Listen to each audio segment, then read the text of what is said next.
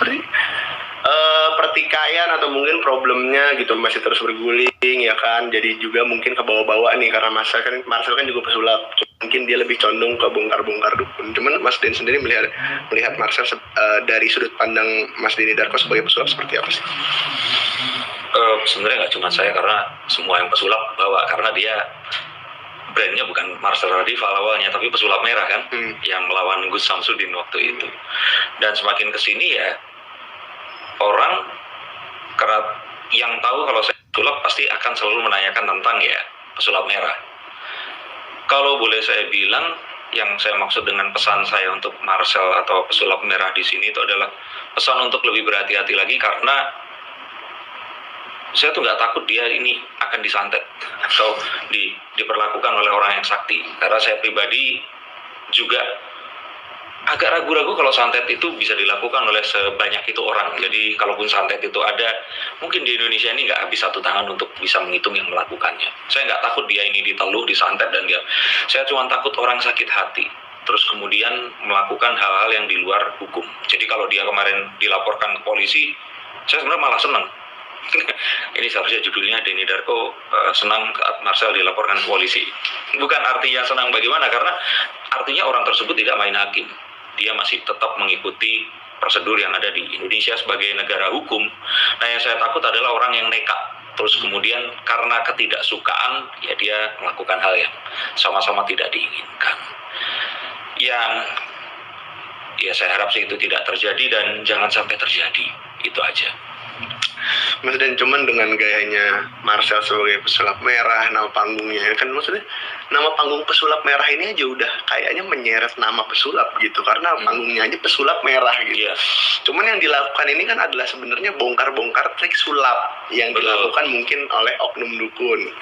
Atau mungkin kalau kita balik lagi ya kan, bongkar-bongkar ya kan trik sulap yang dilakukan pesulap yang menjadi oknum dukun. Saya juga nggak tahu ya konteksnya ya kan.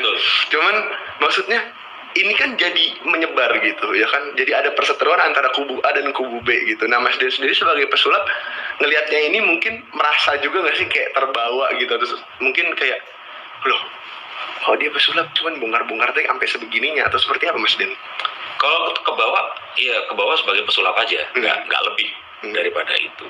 Kalau dibilang seneng karena ini sebenarnya ke penasaranan saya juga dulu, termasuk saya sebenarnya sering bicara juga waktu ditanya oleh orang, salah satu motivasi saya untuk menjadi pesulap saat itu adalah saya penasaran sama orang yang sakti. Ini untuk pemirsa yang asalnya dari kampung saya di Tulungagung, saya pernah cerita ada satu daerah namanya Wajak dibilangnya. Itu dekat sama Gunung Kapur dan Gunung Marmer di sana. Itu di sana banyak sekali orang-orang yang mengaku sakti, dan saya dulu sempat datang cari guru tuh di sana. Akhirnya ketemunya malah ya di Surabaya, terus akhirnya belajar sulap. Jadi kalau dibilang apakah ini sesuatu yang menarik ya, menariknya lebih ke konteksnya sebagai pesulap, tapi lebih daripada itu tidak sebagai personal. Dan kalau ditanya apakah senang karena satu, nama pesulap itu akhirnya naik lagi, permintaan untuk manggung juga banyak. Karena saya kenal sama Marcel, saya juga jadi enak kalau bikin konten pansos di channel saya.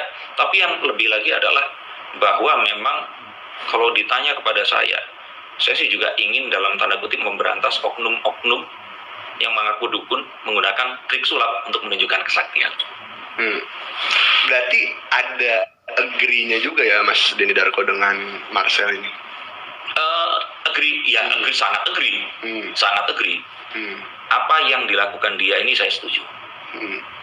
Cuman banyak juga yang istilahnya kontra juga sama Marcel, mungkin karena gayanya dia yang memang istilahnya cukup kadang-kadang eksentrik, kadang-kadang nyeleneh gitu, dan juga mungkin terlalu belak-belakan, atau mungkin orangnya terlalu sembrono begitu, karena dia pada akhirnya menyenggol beberapa banyak atau sedikit golongan gitu yang lain yang di luar dari oknum dukun ini gitu.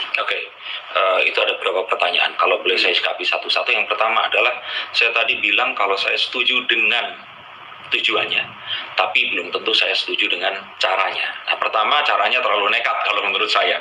Saya nggak akan senekat ini karena itu sangat berbahaya. Tapi ya, Marcel dan mungkin ini yang membuat publik itu suka kepada dia.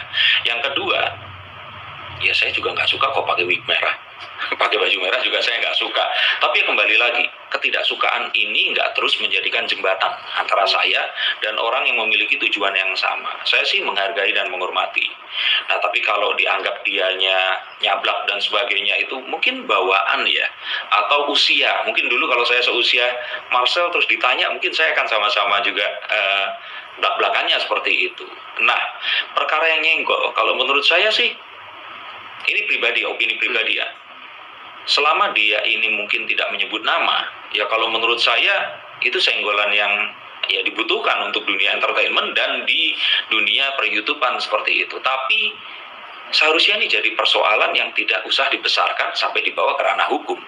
Karena dari awal tujuan, ya kembali lagi ya, kalau kita ngomong hukum berarti kita harus lihat tujuan nih. Tujuannya bukan ke arah sana. Saat ada mobil, terus kemudian berjalan, terus kemudian harus berhenti secara mendadak karena mesinnya mati, terus sampai akhirnya menyebabkan kecelakaan, itu bukan akhirnya dihukum karena dia menghentikan kendaraan, tapi hukumannya karena kelalaian tidak memperbaiki mesin. Dan bisa saja bukan supirnya yang disalahkan, tapi pemilik mobilnya itu tadi, kenapa tidak mengecek kelaikan mesin. Jadi kembali, niat di sini itu penting, dan saya pikir niat Marcel ini masih baik. Oke. Kalau menurut Mas Denny Darko sendiri ya, maksudnya kayak Marcel ini kan menjadi sosok yang benar-benar ikonik ya, dan lagi disorot banyak kalangan gitu. Nah, di satu sisi juga tapi Marcel ini kayaknya banyak apa ya, kalau kita bilang bukan menyinggung secara personal ya, bahkan ada beberapa komunitas-komunitas yang cukup besar yang memang tersinggung atas mungkin statementnya dia atau mungkin kelakuannya dia yang memang mungkin seperti sempat kemarin yang kita tahu ya, kayak Debus Banten sempat juga somasi atau melaporkan kemarin ya, pokoknya antara somasi dan melaporkan, saya lupa gitu. Jadi merasa tersinggung juga karena kan pada akhirnya apa ya, bahasa yang